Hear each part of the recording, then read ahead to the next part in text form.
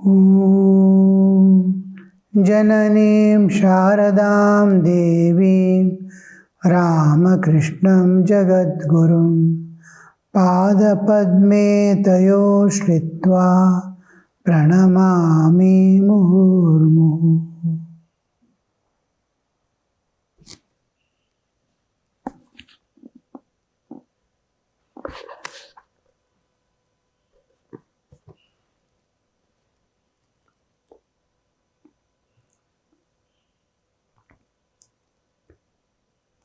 Do you know, Sri Ramakrishna is telling, do you know the attitude of gopis? It is this: we are Radhas and Radha is ours. We are Radhas and Radha is ours. A devotee, does this I of devotee never disappear altogether? Master, yes, it disappears at times. Then one attains the knowledge of Brahman and goes into Samadhi. I too lose it, but not for all the time. In the musical scale, there are 7 notes: sa, re, ga, ma, pa, dha, ni, sa. Pa, dha, ni. Sa, re, ga, ma, pa, dha, ni. But one cannot keep one's voice on ni for a long time. One must bring it down again to lower notes. I pray to the Divine Mother, O Mother, do not give me Brahmajnana. Formerly, believers in God with form used to visit me a great deal. Then the modern Brahmajnanis, referring to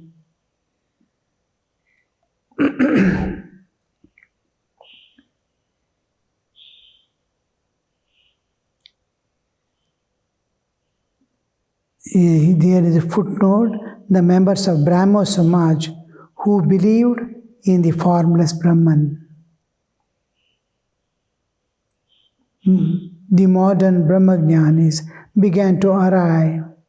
During that period, I used to remain unconscious in Samadhi most of the time. Whenever I regained consciousness, I would say to the Divine Mother, O Mother, please don't give me Brahmajnana. The question was, does I totally disappear of a devotee? Of course, in Nirvikalpa Samadhi, that is the ultimate goal of the Advaitins, they do. But coming back is very rare. Once one salt doll went to see the depth of ocean and got dissolved. Like that, dissolved, they get dissolved in it, experiencing the infinite bliss and being itself, the bliss itself. So this continues.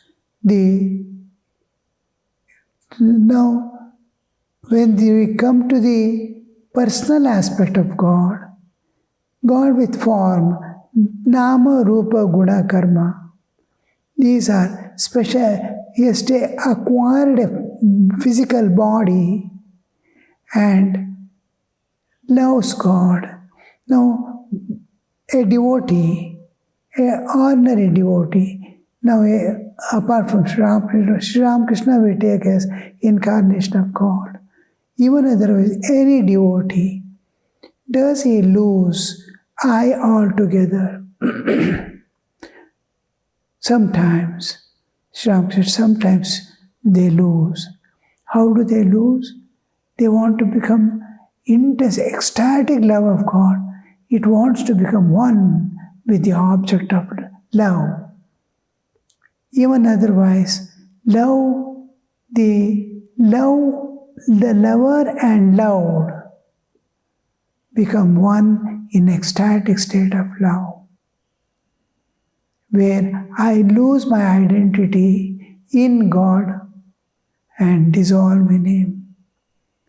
It is like two dolls made up of ice kept in sunshine in a vessel.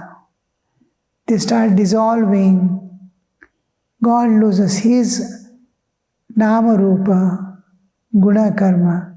Devotee loses his form and qualities and become one. Ekarasa.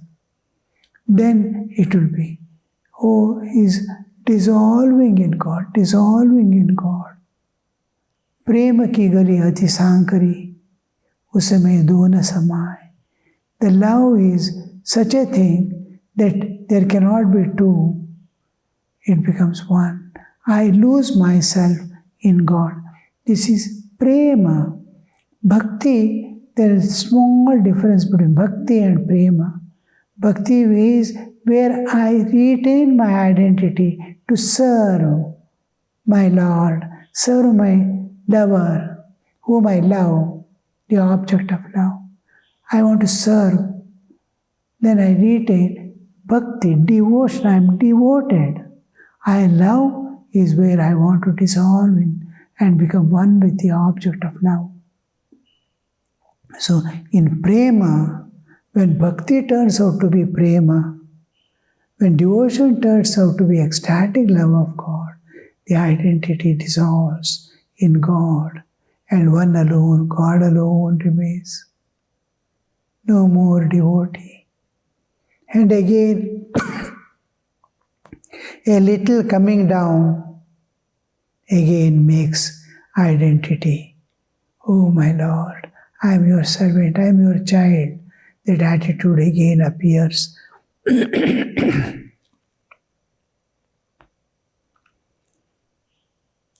Pundit. Shashadhar Pandit is continuing from long time. Does God listen to our prayers? Master, God is Kalpataru, wish-fulfilling tree.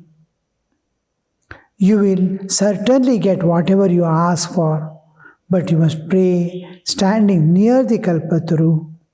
Only then your prayer will be fulfilled. But you must remember another thing. God knows our inner feeling. A man gets the fulfillment of the desire he cherishes while practicing sadhana. As one thinks, so one receives. A magician was showing his tricks before a king. Now and then he exclaimed, "Come confusion, come delusion." The king gave me money. "O king, give me money. Give me clothes." Suddenly his tongue turned upward and clove to the roof of his mouth. He experienced kumbhaka. He could utter neither a word nor sound and may become motionless. He became motionless. People thought he was dead. They built a vault of bricks and buried him there in that posture. After 1,000 years, someone dug into the vault. Inside it, people found a man seated in samadhi. They took him for holy man and worshipped him. When they shook him, his tongue was loosened and remained in its normal position, regained its normal position. The magician became conscious of the outer world and cried, as he had 1,000 years before, "Come confusion, come delusion. O king, give me money, give me clothes." How does God answer our prayers? Sri Ramakrishna is telling, yes, God does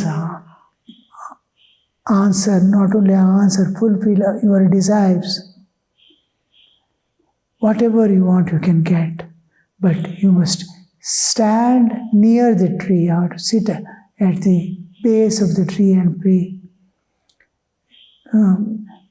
To be at the tree, stand below the tree, be in close proximity of the tree means you are away from all other things and closer to. You must be away from all the entire world and its glory and be close to the God. Now, being close to God and praying, then only God answers. This is what Sri Ramakrishna is trying to do. Your mind is split into two. The world, I want the world also, and wholeheartedly you are not able to pray because much of the part of mind is given to the world. It is engaged in that all the time. It is carrying the world with it. A moment comes, if at all a moment comes, that mind is totally away from all things of the world for a few minutes, not the whole day even. When you are praying, drop away the world and pray, wherein you are come to the foot of the tree. Now you can pray. This is what standing at the foot of the tree it must be. And Sri Ramakrishna says, God knows your innermost feeling. And he says, whatever sadhana you are doing, the innermost desire is first fulfilled, not what you expect. Now I want to realize God, I am doing so much of sadhana, this, that, everything. Daily getting up in the morning, sitting for meditation, praying, this, that. All I am doing, but deep inside there is a desire, worldly desire. And I am intending to realize God. But I am doing sadhana also to realize God. But this obstruction is the innermost desire is there. So first, out of your sadhana, the innermost desire will be fulfilled. Then again, after experiencing that, oh, why did I spend so much of time? Why did I waste my energies and time? Deep inside was this, now I see it is of no use. Anything in this world is going to part from you, be it name and fame, be it wealth or progeny or glories of God. Whatever you get any time, it is going to part from you. It is short-lived and will bring lot of pain and suffering along with it because it belongs to the world. So wise people don't, just for living. Nature provides and he avails. The nature, surrendering to nature, praying, offering himself, Mother, keep me safe in this world. I may not be carried away by the enticement of this world. May I be totally, truly devoted to God. This constant prayer for support and experience goes on and on.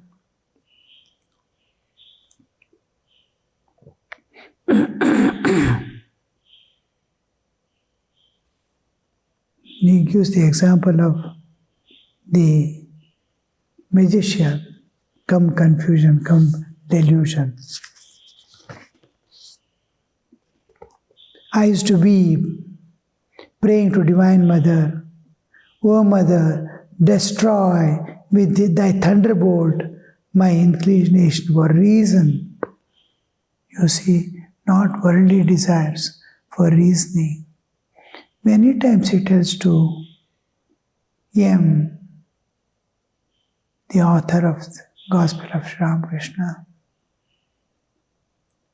many times he tells, don't reason, lest your devotion will be harmed. Devotion I love God, that I am devoted to God. This devotion, when the reasoning interferes, when logic comes, it takes somewhere. Shabdaranyam. That is, you are entering into a aranya, great forest. The moment you start reasoning, it takes you somewhere. People lose their faith and devotion. If God is there, why there is suffering? Especially when it comes to my own family and me also. When anybody's family is affected, a person who is loving affects, whole his sadhana gets the, why I am day and night seeking God and working. Why did this happen in my life? Suddenly it comes. It never thinks God has nothing to do neither with the joys or sufferings of life. And old age comes, inevitable.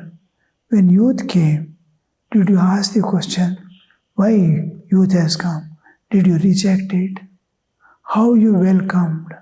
How you rushed into it? If you accepted that, you have to accept the old age also. You have accepted all the enjoyments of the world. You must accept the sufferings also as inevitable part of life, and it is not given as and when according to the whims of the nature or God. It is given according to your own karma. So karma works, and it is given, and we immediately question God.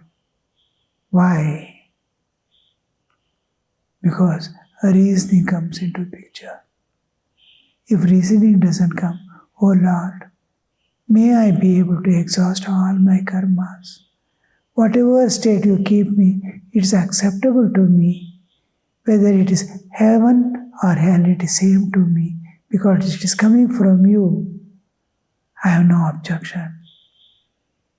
When joys come, I have no objection. When suffering comes, I have no objection. Because it is your will. May your will be done. That is the attitude of a devotee, where reasoning doesn't interfere. So, Sri Ramakrishna is telling, praying to Divine Mother, weeping, I pray to the Divine Mother, destroy my reasoning. Destroy with thy thunderbolt the inclination to reason. Pundit, then you too had an inclination to reason. Master, yes, once. Pandit, then please assure us that we shall get rid of that inclination too. You have passed through, and so make us pass through.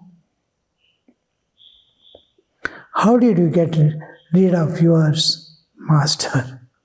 Oh, somehow or other. Many times, many things, even for lust. Somebody asks, how did you cross over lust? He says, somehow or other, I finished.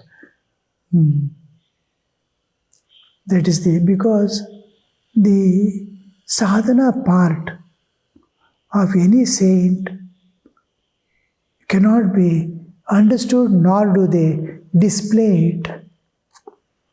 Because so many things they try to do, all sadhakas, to overcome the inner enemies. They struggle. But ultimately, what helps is grace of God.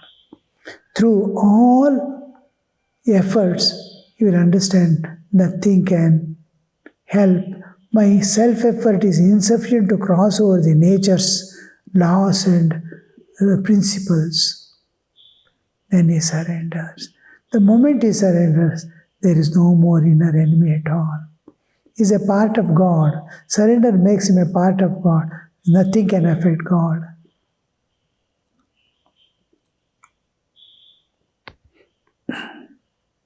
Sri Ramakrishna was silent for a while.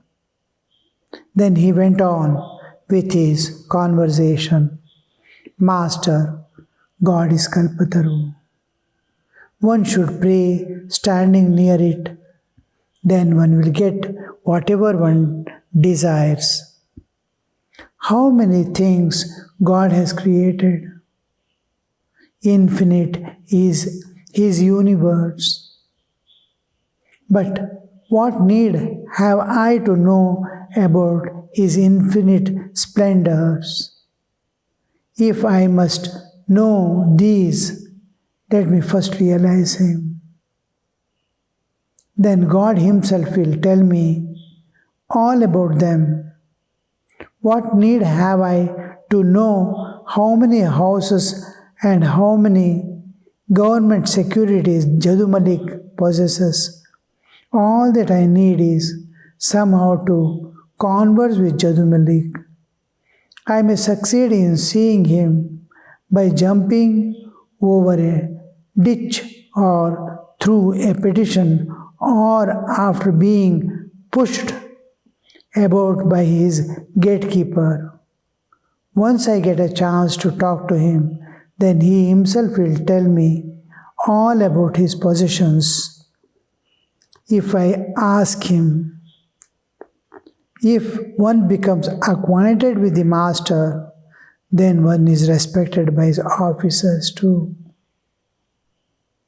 How Sri Ramakrishna is introducing, you see, the supreme reality, how he is making it so easily available. Oh, God is Saulabhya Paripurna. He is so Sulabha. Just you have to go closer and pray to Him. Reveal yourself to me like a child with all faith. And how the child goes to its mother. Anybody wants to casual or give anything, he doesn't want. For he knows for certain mother alone is his. And mother alone is taking care, and she alone will be able to take care of me. Like that faith, that love, that intimacy, that freedom to ask, all this you see in a true sadhaka. That he endears God and God endears him. So God will tell, what am I? What all I possess, what are my powers, everything. Somehow to realize Him is the only thing I have to do now. There are some who do not care to know the splendors of God. What do I care about knowing how many gallons of wine there are in a tavern? One bottle is enough for me. Why should I desire the knowledge of God's splendors? I am intoxicated with a little wine I have swallowed.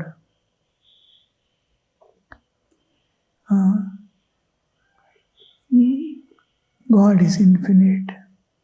There is no end. Even as I am moving to know the deeper and deeper aspects of God and reality, of this nature, of this universe, of every being, I see there is no end in anything. As you go, infinite is still before. As you go deeper, infinite is still far off. No end, no end. Deeper and deeper, vaster and vaster knowledge. It makes you intoxicated with bliss and wonder, what is it? Who is the maker of this beautiful universe? We are small now with a small little mind.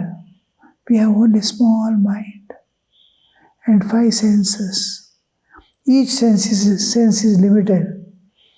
ear can hear a particular decibels only. I can see a particular range of frequency. All are limited. Beyond and below it cannot see or perceive. Each organ has limitation. And this is what?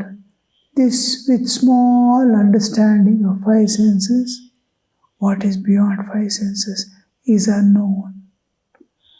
Vast infinite existence. Five senses are showing universe, a small portion of the universe. Universe itself. Sri Ramakrishna we saw a little earlier telling this universe is infinite. What could be the absolute? Endless, endless, endless.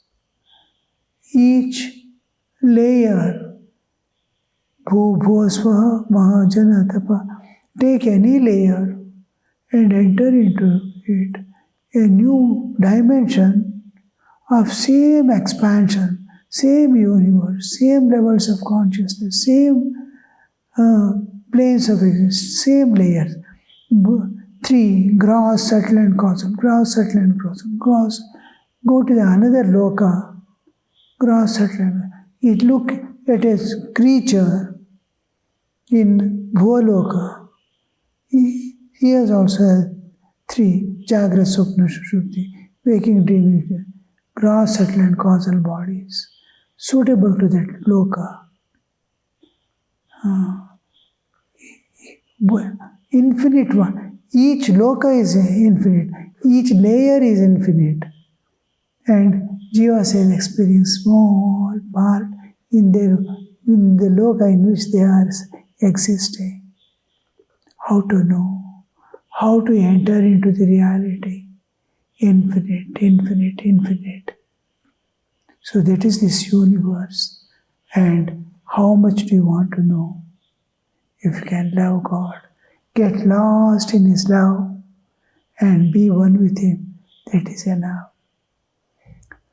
Om Shanti Shanti Shanti Hari Om Tat Sat Shri Ramakrishna Arpanamastu.